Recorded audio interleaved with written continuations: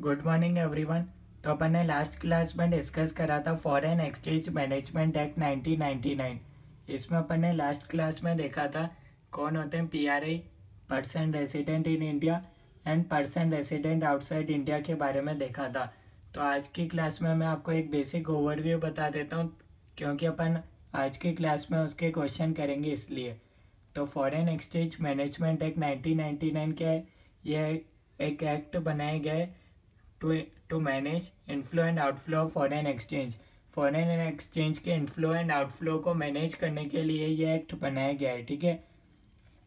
और for famous citizenship is irrelevant, यहाँ citizenship का कोई रोल प्ले नहीं होता है, ठीक है। यहाँ जो काम की चीज़ है वो है रेसिडेंशियल स्टेटस, ठीक है।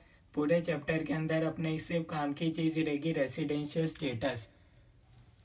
उसके बाद अपन ने देखा था पर्सन के बारे में। पर्सन होते हैं individual, HUF, company, partnership firm, EOP, BOI, individual, agency, office, branch owned and control by such person, artificial person, ठीक है।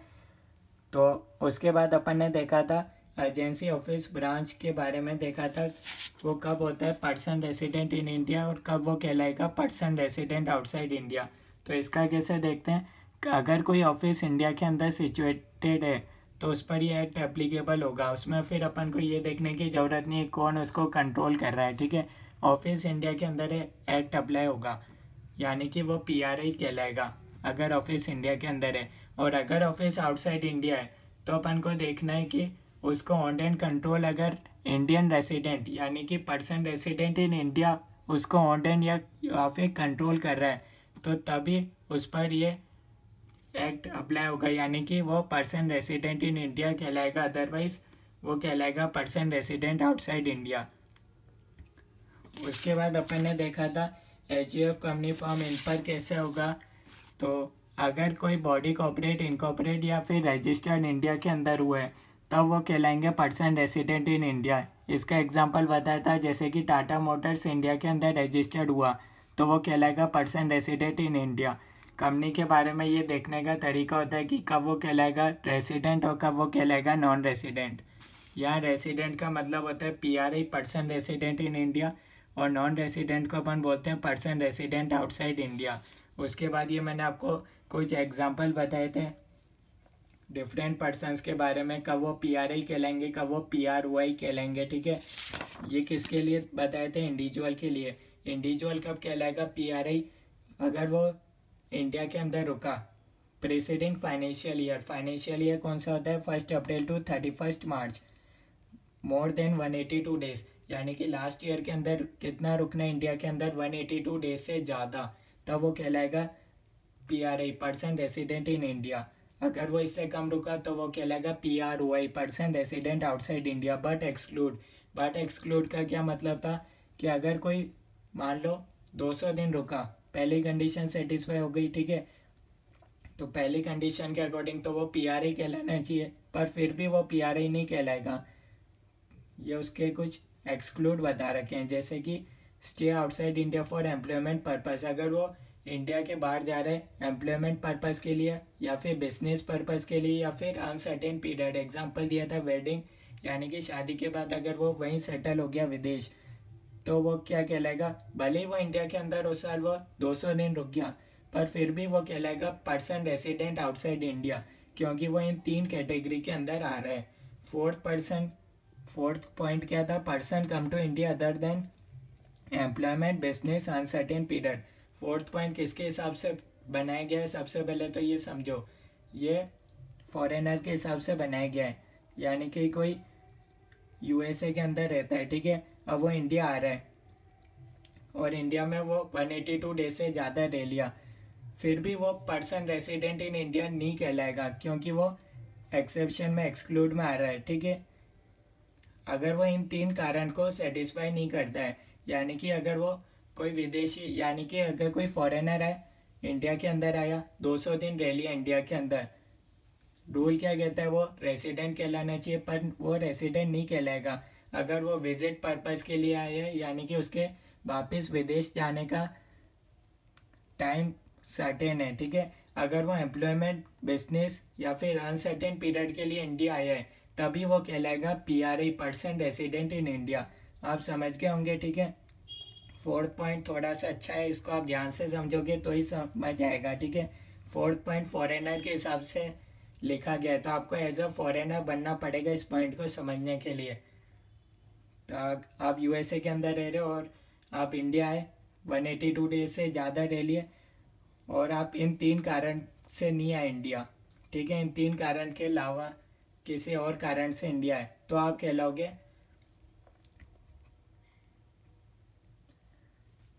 तो इसके बाद अपन नेक्स्ट चलते हैं, ठीक है। ये अपन ने बता दिया person come to India other than, अगर वो इन 3, मैं वापस बता देता हूँ, अगर वो इन 3 कारण से आया, ठीक है, तो वो बन जाएगा PRI, ठीक है। एम्प्लॉयमेंट, इंडिया में एम्प्लॉयमेंट के लिए आया, ठीक है। कोई यूएसए में रहता था और वो इंडिया में आया एम्प्लॉयमेंट पर्पज़ के लिए, तो वो आ जाएगा रेसिडेंट बन जाएगा। और वो इन 3 कारण के अलावा आया है, विजिट पर्पज़, ऐसे 4-5 दिन इंडिया घूमने के लिए आया है, तो वो कहलाएगा पर्सन रेसिडेंट आउटसाइड इंडिया, भले ही उसने 182 डेज से ज़्यादा इंडिया में रह लिया हो। इसका ये मतलब था, ठीक है। तो उसके बाद अपन ने नेक्स्ट देखा था, एक क्वेश्चन था, यानी कि आपने इनकम टैक्स एक्ट में देखा होगा कि रेसिडेंट या नॉन रेसिडेंट वो साल भर के लिए होता है, पर फेमा एक्ट के अंदर क्या होता है, डेट वाइज चलता है, यानी कि ऐसा भी हो सकता है 6 महीने के लिए कोई रेसिडेंट रहे, 6 महीने के लिए वो नॉन रेसिडेंट बन जाए सेम ईयर के अंदर। जबकि इनकम टैक्स एक्ट में अलग होता है, वो साल भर के लिए एक ही उसका स्टेटस रहता है, पर फेमा एक्ट के अंदर ऐसा नहीं होता है। इसका एग्जांपल बताया था, 18-19 के अंदर कोई पर्सन PRI है, ठीक है, तो 19-20 में भी वो 182 डेज हो गए होंगे, ठीक है, तभी वो PRI रहा। तो 19-20 में क्या करा, अब तो 31-12 वो इंडिया में रहा, PRI रहेगा, ठीक है, रेसिडेंट कहलाएगा। पर 1 जनवरी 2020 को वो क्या चला गया, आउटसाइड इंडिया चला गया एम्प्लॉयमेंट पर्पज़ के लिए, एक्सेप्शन में आ गया, भले वो 182 डेज से ज़्यादा इंडिया में रह लिया हो, पर वो क्या विदेश चला गया, तो इस हिसाब से वो क्या हो जाना चाहिए, PROI, person resident outside India हो जाना चाहिए। तब वो क्या होगा, साल भर के लिए क्या वो नॉन रेसिडेंट में आएगा, नहीं, ऐसा नहीं है। वो क्या होगा, PROI साल भर के लिए नहीं होगा, 31-12 तक वो PRI रहेगा, और 1 जनवरी से बन जाएगा PROI। तो कहने का मतलब है यहाँ डेट वाइज चलते हैं, यानी कि ऐसा हो सकता है 6 महीने के लिए कोई PRI हो, 6 महीने के लिए वो PROI हो जाए, फिर अगले साल 20-21 में क्या हुआ, वो आउटसाइड इंडिया ही रहा एम्प्लॉयमेंट के लिए, तो फ्रॉम 1 अप्रैल तो वो PROI में ही रहेगा, ठीक है। यहाँ भी PROI बन चुका था, ठीक है। तो इसका मैं आपको बता देता हूँ, residential status is not for a year, it is from a particular date, ठीक है, साल भर के लिए या नहीं होता, फेमा एक्ट में ही आपको ध्यान रखना है, ठीक है। उसके बाद एक प्रैक्टिकल उसके बाद अपन इम्पोर्टेंट पॉइंट्स देखते हैं, ठीक है। उसमें कुछ प्रैक्टिकल एक्सेप्शन बता रखे हैं। If a person has come to India for employment, business या uncertain period, then he will be considered PRI from date date. ये मैंने आपको बता ही दिया था, इसका एग्जांपल अपन ने देखा था, फ्रॉम डेट डेट, 1 जनवरी से वो बन जाएगा PROI, यही बात लिख रखी, ठीक है। इंपॉर्टेंट पॉइंट्स में देख लेते हैं। If a person has come to India for on 1 May, एक और एग्जांपल बता देता हूँ, अगर आपको लास्ट एग्जांपल समझ में नहीं आया तो, 1 मई को कोई इंडिया आया एम्प्लॉयमेंट के लिए, technically has not stayed for more than 182 days in 2021।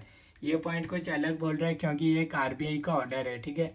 जैसे GST इनकम टैक्स एक्ट में आप नोटिफिकेशन पढ़ते थे, यहाँ होगा RBI के ऑर्डर के बारे में आप पढ़ोगे फेमा एक्ट के अंदर। तब हुआ क्या, वो लास्ट ईयर, ठीक है, मान लो वो 18-19 के अंदर वो 182 डेज नहीं रुका, ठीक है।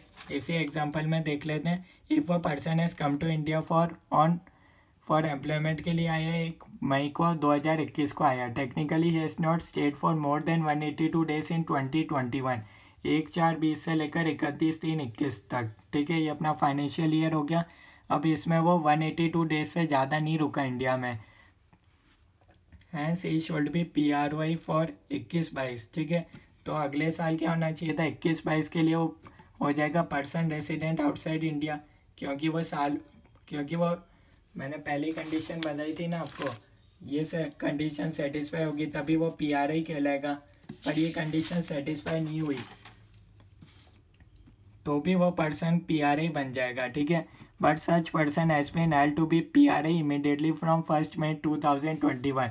ये पॉइंट क्यों लिखा हुआ है, क्योंकि हो सकता है कोई लास्ट ईयर रह ही नहीं रहा हो, जो मान लो कोई अमेरिका से इंडिया आ गया है हमेशा के लिए, उसका अब 1 मई को उसका फिक्स है कि वो हमेशा के लिए इंडिया में ही रहेगा। तो आरबीआई ने ये ऑर्डर बताया, भले ही रूल ऐसा नहीं कहता, रूल के अकॉर्डिंग तो वो पीआरओ ही होना चाहिए था साल भर के लिए 21-22 के लिए, पर वो क्या हो रहा है इधर, क्या हो रहा है 1 मई 21 से ही वो पीआरआई बन रहा है। क्यों? क्योंकि ये एक आरबीआई का ऑर्डर है, क्योंकि वो क्या कर रहा है साल भर के लिए अब इंडिया के अंदर ही रुकेगा। ठीक है, अब उसका फिक्स हो गया कि अब वो साल भर के लिए रुकेगा। 1 मई 2021 से ही उसका क्या करा, पीआरआई बना दिया, उससे पहले के लिए वो पीआरओ ही बन जाएगा। ठीक है, ये एक अच्छा पॉइंट है, आपको पता होना चाहिए। ठीक है, आरबीआई का ऑर्डर है। ठीक है, तो आरबीआई ऑर्डर में एजम्पशन। नेक्स्ट पॉइंट देखते हैं। ठीक है, ये तो हो गया फर्स्ट पॉइंट। ऐसे ही और भी ऑर्डर के बारे में बता रखे हैं तो वो भी अपन देखेंगे। नेक्स्ट पॉइंट बोल रहे हैं, अगर कोई student going abroad for studies are to be considered as PROI immediately from departure. अब कोई स्टूडेंट जा रहे हैं, विदेश जा रहे हैं पढ़ाई के लिए। अब पढ़ाई के लिए क्या होता है, वो 3 साल के लिए जा रहा है, ये फिक्स होता है पीरियड। ऑब्वियसली कोई डिग्री के लिए जा रहा होगा, ग्रेजुएशन पोस्ट ग्रेजुएशन, तो उसका आने का वजह फिक्स है। उस स्टूडेंट ने बोल दिया कि मैं 3 साल बीकॉम करके वापस इंडिया में आ जाऊंगा, तो भी उसको पीआरओआई पर्सन रेसिडेंट आउटसाइड इंडिया मानेंगे जिस दिन वो निकल गया, अगर वो स्टडीज़ के लिए जा रहा है।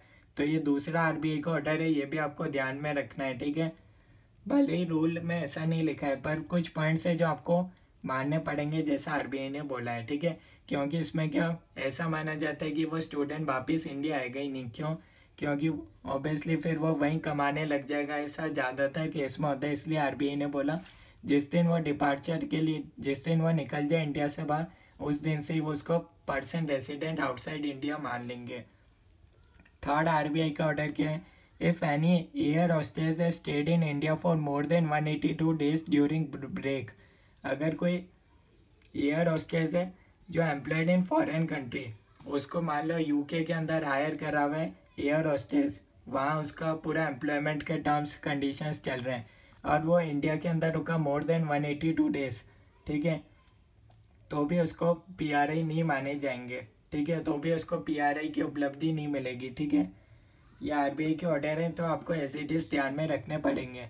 अब अपन क्या करते हैं, जितना पढ़ा उसके हिसाब से क्वेश्चन कर लेते हैं, ताकि आपको भी पता रहे आपको समझ आ रहा है नहीं आ रहा है। ठीक है, तो पहला क्वेश्चन अपन देख लेते हैं इधर। Mister x had resided in India during the financial year 19-20 for less than 182 days. इसके अकॉर्डिंग क्या होना चाहिए था, वो रेसिडेंट नहीं बनेगा। ठीक है, पीआरओआई कहलाएगा। He had come to India on 1 April 2020 for carrying on business. अब वो इंडिया आ गया, अब उसका पक्का हो गया बिजनेस पर्पस। ठीक है, एक्सेप्शन में आ गया। अगर वो बिजनेस के लिए आ गया तो अब वो हमेशा के लिए इंडिया ही रुकेगा, अनसर्टेन पीरियड के लिए इंडिया में ही रहेगा।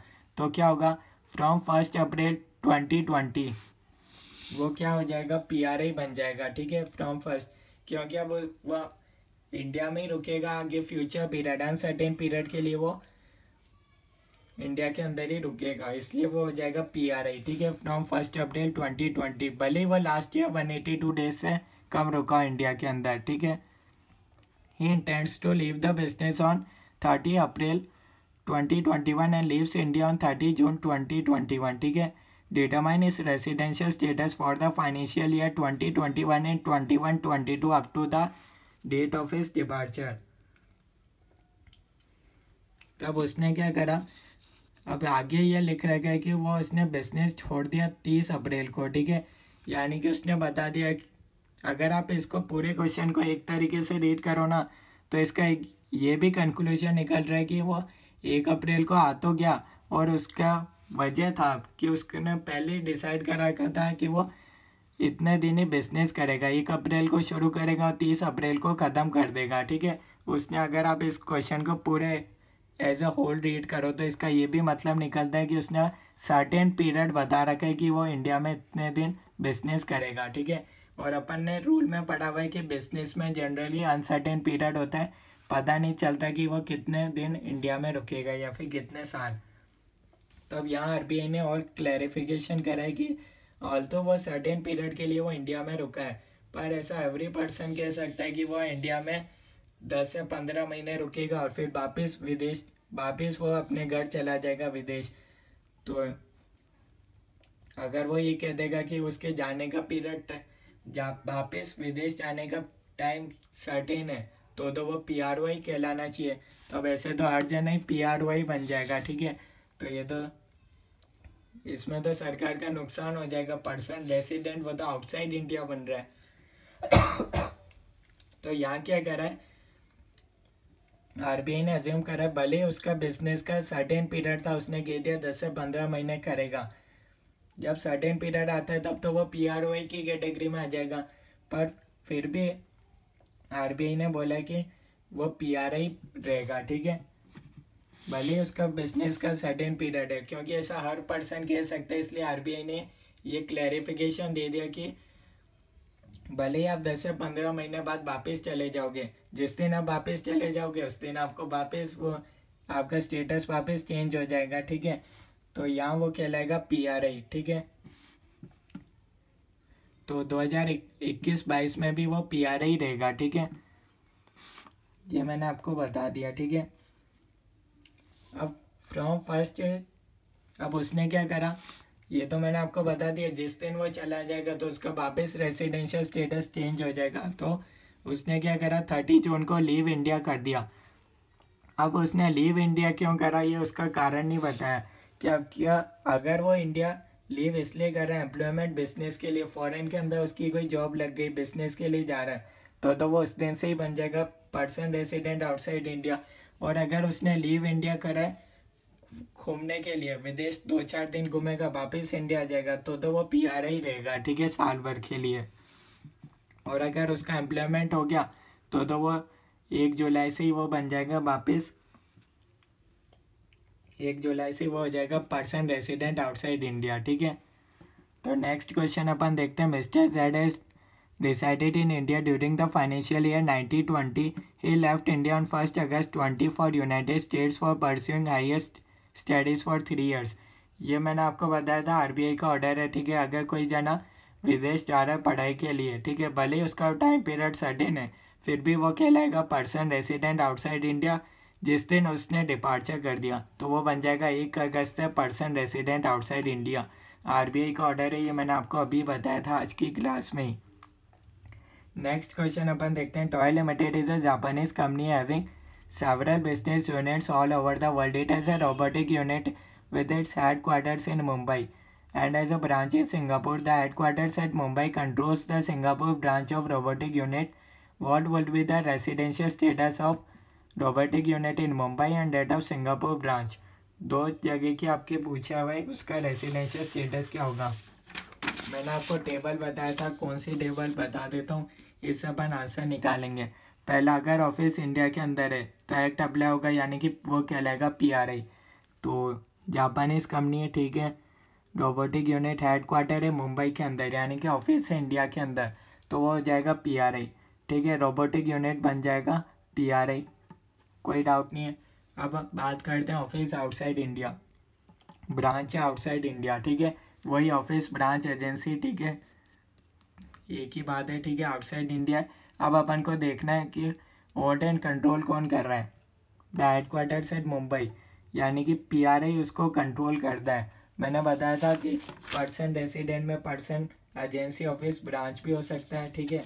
तो ये भी एक पर्सन है, और ये कौन सा पर्सन है, रेसिडेंट पर्सन है। अब उसको इंडियन रेसिडेंट मुंबई वाला उसको कंट्रोल कर रहा है। तो if yes then act apply, यानी कि वो कहलाएगा PRI। तो दोनों जने बन जाएंगे branch outside India, Singapore branch भी बन जाएगी PRI। नेक्स्ट क्वेश्चन देखते हैं। Miss Alia is an air hostess with the British Airways. She flies for 12 days in a month and thereafter takes a break for 18 days during the month. During the break, she is accommodated in base, which is normally the city where the airline is headquartered. However, for security considerations, she was based at Mumbai. During the financial year, she was accommodated at Mumbai for more than 182 days. What would be her residential status under FEMA? Question समझ में नहीं आया तो कोई बात नहीं, वापिस समझा देता हूँ।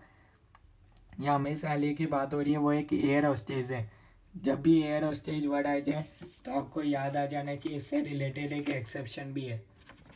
इफ़ एनी एयर होस्टेज, आज ही बताया था, एम्प्लॉयड इन फॉरेन कंट्री। पहले देखो उसको air hostess with British Airways, हाँ एयर होस्टेज है, एम्प्लॉय फॉरेन कंट्री के अंदर है, इंडिया के अंदर कितना रुक रही है,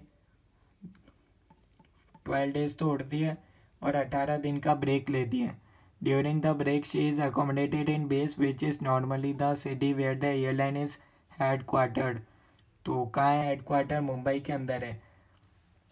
तो यानी कि वो क्या कर रही है, 18 दिन इंडिया के अंदर रुक रही है। तो टोटल आप देखोगे, यहीं लिख दिया, मोर देन 182 डेज वो इंडिया के अंदर रही, मोर देन 182 डेज इंडिया के अंदर रुकी। Air hostess employed in foreign country है। तो आपको क्या करना है, नॉट कंसिडर्ड एज पीआरआई, आपको पीआरआई नहीं मानना है, ठीक है। यानी कि वो रह जाएगा पर्सन रेसिडेंट आउटसाइड इंडिया।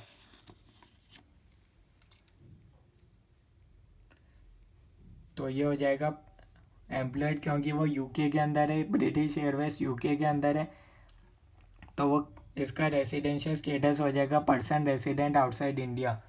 यहाँ वीडियो में ध्यान देना, अगर मैंने आपको पीआरआई बताया हो तो आप यहाँ रेसिडेंशियल स्टेटस है पीआर हुआ है, ठीक है। देख लेना अगर आपको कोई कन्फ्यूज़न हुआ हो जब मैंने बताया हो तो। इसका रेसिडेंशियल स्टेटस होगा नॉट कंसिडर्ड एज पीआरआई, यानी कि पर्सन रेसिडेंट आउटसाइड इंडिया कहलाएगा वो एयर होस्टेज। तो रेसिडेंशियल स्टेटस को क्या कहलाएगा, पीआरओआई। अब एक क्वेश्चन आपके मन में ये आ सकता है कि अगर वो एम्प्लॉयड एयर होस्टेज है, एम्प्लॉयड इंडियन कंपनी के अंदर होती, यानी कि इंडिया के अंदर होती, अभी तो ब्रिटिश एयरवेज के अंदर एयर होस्टेज है, अब मान लो कि वो एम्प्लॉयड इंडिया के अंदर है, तो उसका क्या रेसिडेंशियल स्टेटस होता।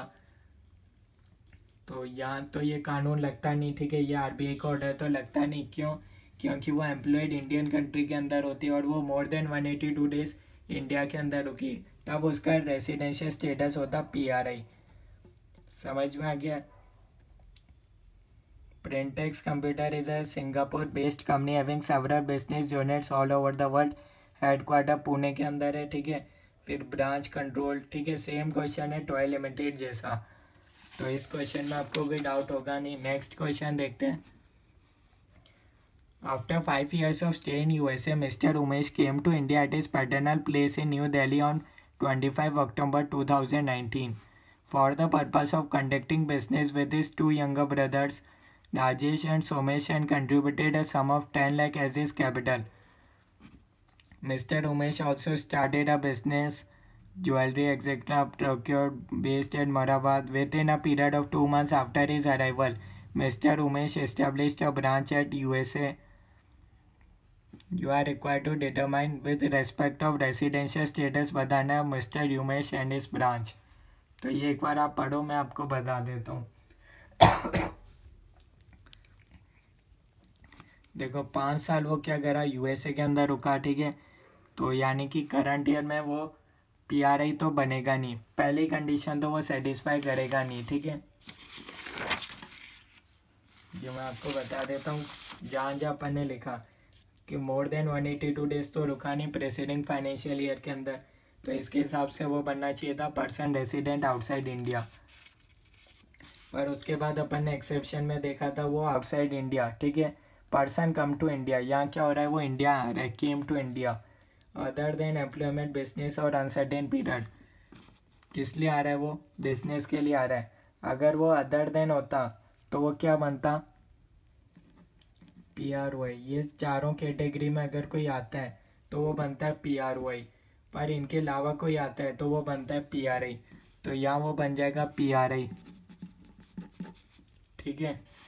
तो ये अपन देख सकते हैं फॉर द फाइनेंशियल ईयर, ठीक है, फॉर द फाइनेंशियल ईयर 2021, ठीक है। मिस्टर उमेश तो बन जाएगा रेसिडेंट, ठीक है। क्यों बन जाएगा, क्योंकि वो एक्सेप्शन के अंदर आ रहा है, इंडिया आया है फॉर एम्प्लॉयमेंट, ठीक है। अगर अदर देन एम्प्लॉयमेंट होता तो वो आता पीआरओआई के अंदर। वो एम्प्लॉयमेंट के लिए, बिजनेस अनसर्टेन पीरियड के लिए आए तो वो आएगा पीआरआई। ये चारों एक्सेप्शन में कोई आता है तो वो बनता है नॉन रेसिडेंट। उसके बाद क्या लिखा हुआ है, mister Umesh also started a proprietary business procured with in a period of 2 months after his arrival from USA, established a branch at USA, ठीक है। अब ब्रांच तो उसने यूएसए के अंदर एस्टेब्लिश कर दी, तो ये ब्रांच वाला पॉइंट आ जाएगा। अगर ऑफिस आउटसाइड इंडिया है तो अपन को देखना है ओन्ड एंड कंट्रोल कौन कर रहा है, इंडियन रेसिडेंट। हाँ उमेश तो रेसिडेंट है, तो ऑफिस आउटसाइड इंडिया है तो ऑफिस आउटसाइड इंडिया बन जाएगा PRI, क्योंकि उसको ओन्ड एंड कंट्रोल कौन कर रहा है, इंडियन रेसिडेंट। ठीक है, एक्ट अप्लाई होगा यानी कि वो आ जाएगा PRI के अंदर, तो ब्रांच भी हो जाएगा रेसिडेंट। और एक क्वेश्चन अपन देखते हैं, component manufacturing unit at Manesar, ये हरियाणा के अंदर जगह है, जिसको नहीं पता हो। द यूनिट एट मनेसर है setup an office in Taiwan outside India, what would be residential status of Manesar and Taiwan entity. तो एक जगह तो इंडिया के अंदर है और एक है आउटसाइड इंडिया। ठीक है, तो आपको रेसिडेंशियल स्टेटस बताना है। अब हरियाणा के अंदर तो ऑफिस है, ठीक है, मैंने बताया था अगर ऑफिस इंडिया के अंदर है तो वो बन जाएगा PRI, ये तो हो जाएगा PRI। ठीक है, अब एक है ऑफिस कहाँ गया, आउटसाइड इंडिया आ गया। ठीक है, पर उसको कंट्रोल कौन कर रहा है, द यूनाइटेड मनेसर यानी है सेटअप एन ऑफिस, यानी कि इसको कंट्रोल कौन करेगा, इंडियन रेसिडेंट कंट्रोल करेगा। तो इंडियन रेसिडेंट कंट्रोल करेगा तो उस पर एक्ट अप्लाई होगा, यानी कि वो हो जाएगा PRI। या मेरा एक्ट अप्लाई से मतलब है PRI, आप इधर PRI भी लिख सकते हैं। ठीक है, एक क्वेश्चन और देख लेते हैं। Mrs Y a British citizen visited India to meet a parents in the month of May 2022. Due to prolonged illness of her father, she continued to stay in India till May 23 and finally left for UK on 1st June 23. हुआ क्या, Mrs Y British citizen है, ठीक है, वो क्या करा, visit India. ठीक है, सिर्फ इंडिया विजिट करने के लिए आई, पर मई में आई गई थी, May 22 के अंदर आ गई थी, पर हुआ क्या, उसके फादर इलनेस के कारण। ठीक है, तो क्या करा, वो थोड़ा ज़्यादा रुक गई। ठीक है, पर ज़्यादा रुकी, पर उसका वापस जाने का पीरियड तो सर्टेन था ना, यानी कि वो सर्टेन पीरियड के लिए इंडिया आई, भले ही थोड़े दिन ज़्यादा रुक गई, पर वापस जाने का तो था ना कि वो वापस UK चली जाएगी, तो वो कहलाएगी पर्सन रेसिडेंट आउटसाइड इंडिया। भले ही वो मोर देन 182 डेज इंडिया के अंदर रुक गई, पर फिर भी वो कहलाएगी PRY, क्योंकि उसके जाने का पीरियड था सर्टेन, या मैंने लिखा था अनसर्टेन पीरियड। ठीक है, person come to India other than uncertain period. ठीक है, अगर तो ये अनसर्टेन पीरियड का मतलब होता है। ठीक है, सर्टेन पीरियड और अनसर्टेन पीरियड का मतलब पता हो जाना चाहिए आपको। तो यहाँ हो जाएगा उसका रेसिडेंशियल स्टेटस हो जाएगा PRY। ठीक है, अगर वो एम्प्लॉयमेंट के लिए आती, बिजनेस के लिए आती, या फिर अनसर्टेन पीरियड के लिए इंडिया में आती, तो वो कहलाती PRI, पर वो इन तीन पर्पज़ के लिए इंडिया में नहीं आई तो वो कहलाएगी PRY। सिंपल सा रूल है, वैसे ही आपको अप्लाई करना है। ये क्वेश्चन हो रहा है, resident in India for more than 182 days in previous financial year. एक पर्सन है जो इंडिया के अंदर मोर देन 182 डेज रहा 2023, 5 अप्रैल 2023 से 5 जनवरी 2024 तक वो वर्ल्ड टूर पर था और आउटसाइड इंडिया रुका, तो उसका रेसिडेंशियल स्टेटस क्या रहेगा 23-24 के अंदर। ठीक है, अब यहाँ आपको देखना है resident in India for more than 182 days. ठीक है, पहली कंडीशन तो सेटिस्फाई हो गई। ठीक है, अब वो आउटसाइड इंडिया गया, आउटसाइड इंडिया क्यों गया, आउटसाइड इंडिया के ये 3 कारण होंगे, तो वो बनेगा पर्सन रेसिडेंट आउटसाइड इंडिया। क्या उसका एम्प्लॉयमेंट, बिजनेस, अनसर्टेन पीरियड कारण दे रखा है, नहीं दे रखा है, 3 कारण नहीं दे रखे, इसका मतलब वो विजिट घूमने के लिए गया। अगर इन 3 कारण के लिए गया होता तो इधर गिवन होता। ठीक है, और वो इन 3 कारण का नाम नहीं दे रखा। ठीक है, अगर बिजनेस के लिए जाता तो इधर लिखा होता he was on world tour, वो घूमने गया। ठीक है, विजिट घूमने के लिए गया, तो अगर वो घूमने के लिए जाएगा तो उसका रेसिडेंशियल स्टेटस PRI रहेगा। ठीक है, इन 3 कैटेगरी के अंदर आता तो वो होता PRY, विदेश जाना है पर इन 3 कारण के लिए जाओगे तभी कहलाओगे person resident outside India from date, जिस दिन जाओगे उस दिन से ही लागू होगा। तो ये आज